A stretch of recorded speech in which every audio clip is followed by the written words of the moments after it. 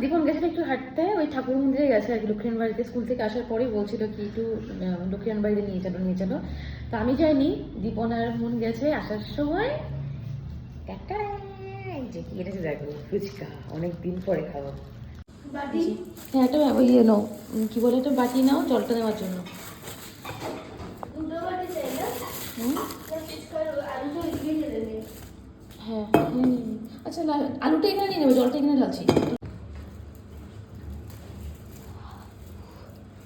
খুলতে তো পারি না, হাতটা কাটা তো, ওর জন্য আমি আর ঠিক করে কাজ করতেই পারছি না।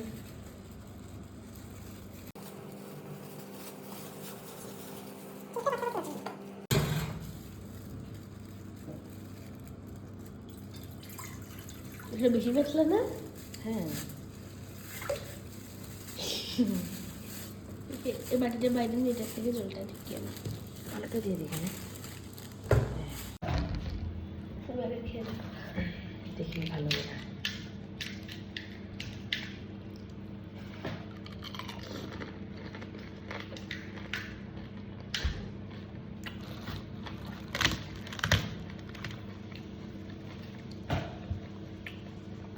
ভালো, কিন্তু ওই ভাজা মশলা যেটা গন্ধ থাকে না, ওইটা নেই।